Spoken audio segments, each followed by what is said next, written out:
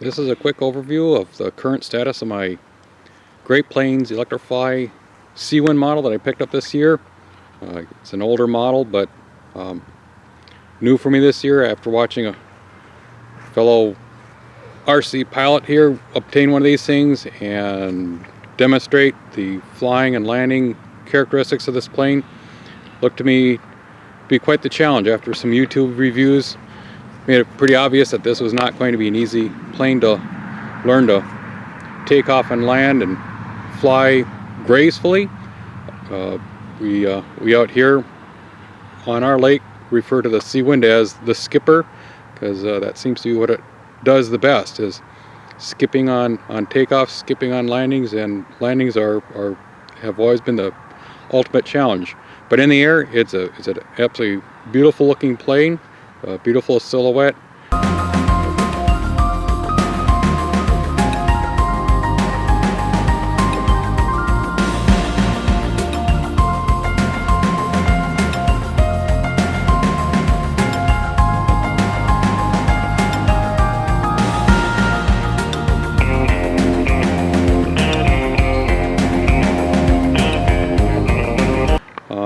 And I'm real glad that I picked this one up for the challenge. There's a number of obvious modifications that I've made here. Right away you can see the 3-blade prop there. It's, well, what would its specs be? I think it's an 8-inch diameter, 7-inch pitch, bullnose 3-blade prop. It's actually fabricated from a master air screw 9-inch, 7-inch, because they didn't have the size that I needed. Plus, I thought that the blunt would suffice for this to be a little bit more efficient, as the clearance is pretty minimal. The performance is not the same as the original 2-blade prop, but it's not about performance. It's about looks, and that darn 3-blade prop sure looks pretty cool there. So went for looks, and yes, it's less efficient, but that particular configuration seems to work pretty good on the Seawind here. Going to anything less than that pitch on there makes it a real bugger. I've flown some lesser pitch. In fact, I flew the 8-inch, 6-inch 3-blade prop, and it was so underpowered I considered it a dangerous thing to fly. So the 7-inch pitch definitely increased it, going to the bull-nosed prop configuration there. I think probably also helped it. It's relatively quiet and seems to do the job. Another thing you'll notice here is the inclusion of the VGs here. I put these Vortex generators from the what is it, the Parkzone, I think it's Parkzone, or it's the E-Flight. Either way, it's a Horizon Hobby model, Sport Cub model, and I put one of those sets of those on my, or in fact I guess it was 2 sets of those on my Extra 300. It really helped get rid of the stall characteristics. That's one thing I did find on this plane. The stall characteristics of this wing is terrible. The ground effect, because of its wing configuration, makes it difficult to land without blooming at the flare, and to get it slow enough to where that's not an issue led to really horrible, nasty tip stalls. So the VGs definitely help get the airplane down to a speed where you can flare out, and the ground effect from that low wing profile and those wing tips just make that ground effect that much more pronounced. The other thing I did, in fact it was done even before I got the darn thing assembled here, is I went through the ailerons, and I just didn't view that the aileron travel was going to be sufficient for what my flying style was going to be. So immediately I increased the angle on there, so I get a lot more travel on the ailerons, and I'm pretty well maxed out on what the mechanics allowed inside the wing to get the travel. The rudder is set up so it runs into its mechanical binding positions, and then the transmitter is set up and the receiver is set up such that there's a hard limit for the travel. Did the same thing with the elevator. That also runs to its maximum mechanical limits for travel. The owner's manuals, I think, make reference to not going beyond their recommended travels, but I like to get out there. I like to throw the control surfaces hard, and in the slow flying configuration it's really nice to have that extra travel, and I have not had any adverse effects from having the additional travel. Another edit here on the outside was I was forever getting water inside the fuselage, and certainly that's a lot of it gets down on my piloting error and submarining it, but even on good flights over time you'd always get this weeping water in there. So I've got these little drip edges formed on both sides of the bottom side of the wing, because they do splash up with quite a bit of water, and just taking the darn thing out of the water would flow and get up underneath between the wing and that fuselage there. So just putting a small drip edge, doesn't have to be a whole lot. I've done this on some of my other aircraft and it's made all the difference in the world, but just putting a small drip edge to either side of the wing, just outside the fuselage, also seems to get rid of a lot of that nuisance water entry. So from a control standpoint, I typically run 30% expo on all my travels and try to dial everything in so everything runs on the, in fact I've got the AS3X receiver in there, so it's not a good idea to go beyond the 100% travel. So 100% travel is where most of my stick settings are limited to, and the expo about 30%. So ailerons, I got plenty of travel there. Again, it's mostly running up into the mechanical limitations inside the aircraft. In fact, I've even taken out a little bit of styrofoam on the inside to give additional travel, but I do use up all my hinge traveler that I took out. The elevator is lots of elevator travel.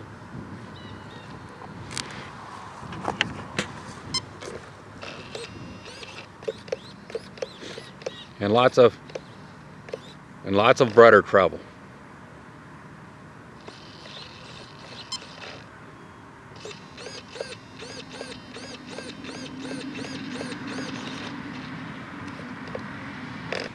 And lastly, center gravity. Center gravity here, manual, as I recall, says 1 inch from the front of the leading edge there, and my preferences are that sets up for pretty darn nose heavy. In fact, they're giving a plus or minus 3/8 of an inch, and my own experimentation has still found that not to be quite enough. So I'm actually pushing 1.5 inches behind the leading edge, which to 1 5/8, which is almost lined up either on that carbon fiber spar or just slightly before the carbon fiber spar, ever so slightly. That seems to fly it quite well. As far as the step on the hull, that's a little bit farther behind than what I would prefer, but when it comes to flight, it really flies nice with that approximately 1.5 inches behind the leading edge of that wing there. I think that's about everything on the outside of the airplane. Let's take a look inside. And you'll note that I'm using the Parkzone 2200 milliamp hour 3S batteries. I think the recommended battery is somewhere close to 1000 milliamp hour, much smaller battery. They recommend pushing the battery all the way forward into the nose of the plane. As you see, mine's quite far back relative to that. I also run the battery tie-down straps to hold my batteries in. Not much of a fan of relying just simply on the tape-on Velcro strips to hold batteries in. Maybe fine if you're just doing nice, gentle, positive G maneuvers, but what fun is in that? So, kind of following the example I've learned in my helicopters, I typically tie down most of my batteries. And in order to be able to get that tie down in there, I've pulled out the Velcro strip and a little piece of foam board that was on the bottom there, and you'll see that I've replaced it with a small piece of, actually it's a part of a paint stirring stick, which is sandwiched underneath the servo tray there, and cut out a little clearance underneath there to put my strap underneath there. So it's simply the tie down strap holding the battery in. And for servo controls, I've ditched the original Hobbico. I don't know if they sell them under Fly Zone or if there's some other generic deal there, but I've ditched the original Hobbico servo motors and then exchange them for these Parkzone A3030s, digital. They seem to be a higher speed. They have some pretty good holding power, and they definitely seem to have a much higher resolution on control. With a plane that's this pitch sensitive, you know, with that short wheelbase, I definitely find that you really need to be able to get some really fine resolution and be able to dial in some exponential, run the 11 millisecond update rate, and coupling that with the stabilization of the AS3X receivers, it really comes to being quite the advantage to having a nice high quality servo. So ditching the original, in fact I think they even stripped any brand names off the ones that came with it. So I'm running the A3030s for aileron, for rudder, and for elevator, and running them at the 11 millisecond update rate. A much tighter flying aircraft. So popping the wing loose, we get to find a few more of my edits over here. One of the things I did is I burned up the first Electrifly speed controller. I'm really a fan of the Castle Creation speed controllers, so I actually have a Talon 35 in there. Nice thing about the Talons, designed for helicopters, that they have a pretty good size battery eliminator circuit in there.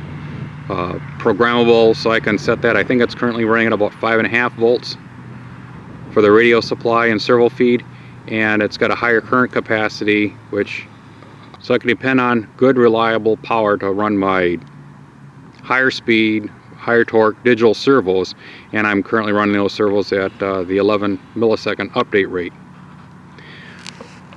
Additionally, you'll see that I'm running the Spectrum AS3X receiver, 6-channel in there. Nice little extra features to have the stabilization in there. I got it programmed so I can turn the stabilization gains on and off. Just kind of takes out some of the little bumps. And in all my electronics, I've taken apart the servo motors, I've taken apart my radio receiver, and exposed some of my electronics in the speed controller there, and everything's got a treatment of the RC Boats universal tool, Corrosion X heavy duty. Got a little syringe and basically packed it full, and I've actually in fact had to test it a few times, a few little submersions here and there. It does quite well. I've also had to go through the push rod tube assemblies there. Turns out those are not stainless steel push rods. They're standard steel push rods, and they do rust. So a little treatment of Corrosion X on those helps slow down the rust. I've also found that through my various mishaps and pushing things a little bit hard on this aircraft here, there's a few soft spots. That little alignment peg on the front of the wing there has pulled the styrofoam loose a few times there, so that's been reinforced with fiberglass cloth and a treatment of, I think I used CA glue to pack that in there, and foam safe. So that's been strengthened up there. Also found that the single bolt that holds the wing on is prone to being pulled loose, only guided by the styrofoam around it. So I've actually taken a small wheel collar, embedded that around that, set that in glue, so it disperses the force to a little bit larger area of the styrofoam around that bolt, because it's a requirement of that bolt to actually hold the wing forward in its place. I'd find that the wing usually would pull back, leaving a pretty good gap and another big water entry point. And to support the extra travel on the ailerons, I've gone in there with my hobby knife and put in a few little grooves there to allow extra travel on the control rods there. Also required going into the fuselage and putting just a little bit more relief back there for the control rods and push rods for clearance. And I'm trying to think that I think the only thing I haven't touched on is the motor. As it turns out, I'm still running the Electrifly Great Plains Rimfire 400, so it's still the same stock motor configuration. Did a little bit of looking around. I burned one of them up and I thought, well, there must be a better motor, but just looking at the configuration, how they have it in there, the Electrify is actually done quite well. So we're still running the rimfire. It's a very nice motor. It's quiet. It seems to be pretty powerful for the size. So stock motor is one thing that's probably not going to get changed in this aircraft. And one of my other discoveries here, adds to my list of things to do here, is I found that the push rods on the Seawind, which a person, well, it looks like, but a person might assume are stainless steel, are not. They're just standard soft steel wire. And I found on my elevator, the wire actually started rusting quite heavily, pitting, and actually started seizing up the wire. My immediate fix was, of course, putting WD-40 and then putting my Corrosion X onto the wire, which definitely loosened up from what it was doing. But after a period of time, I have found that when this thing's cold, that heavy-duty Corrosion X gets to be pretty thick and adds to a little bit of a lethargic response. And not terribly keen on how that's working. So I think one of my next projects here is going to be finding some stainless steel wire to replace those push rods with, so I can run these things more or less dry, because having oil in there, I'm guessing that's going to be a bad deal in the wintertime. But there's nothing worse than going out there trying to do some sort of aerobatic performance and having a lethargic control on your hands.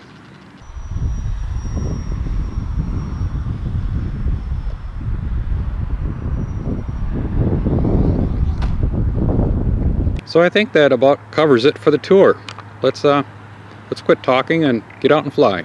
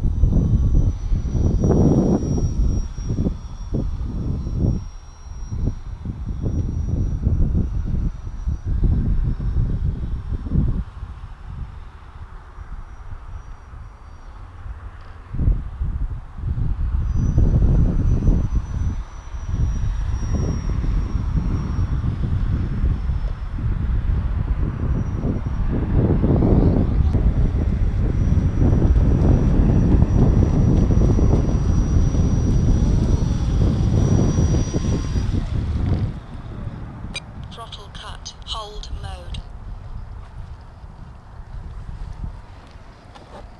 There she is.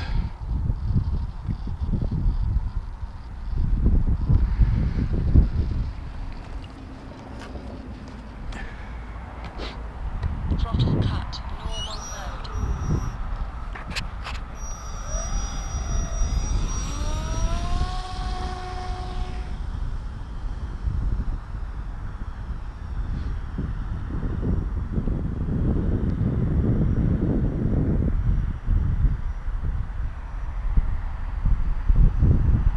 And with that 2200 milliamp hour battery, in about 12 to 16 minutes of flight.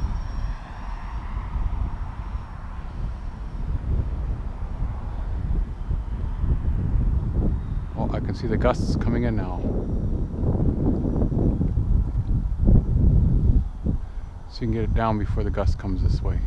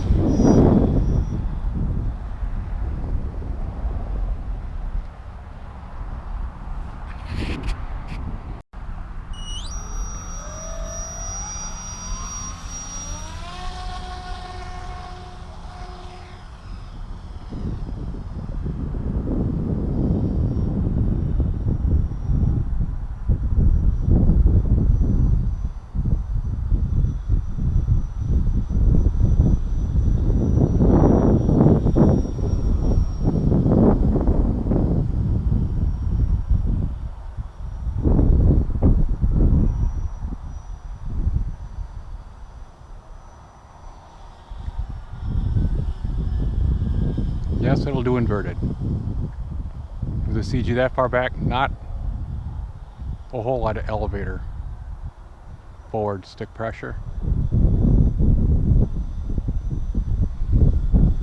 Time remaining 1 minute.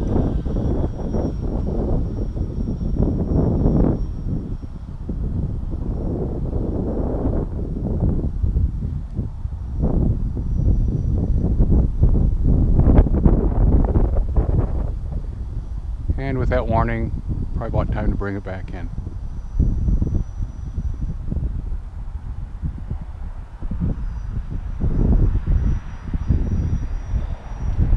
How about that?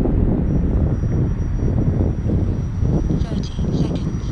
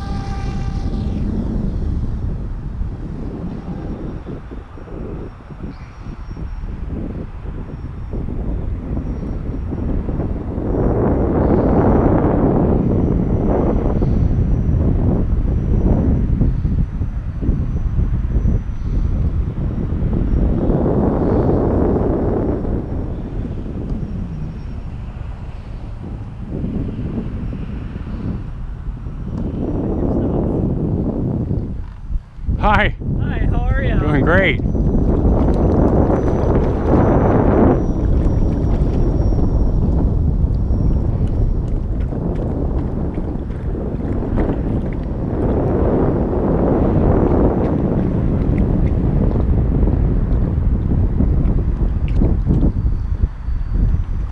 How's the water? Cold. Cold. Trust me on that.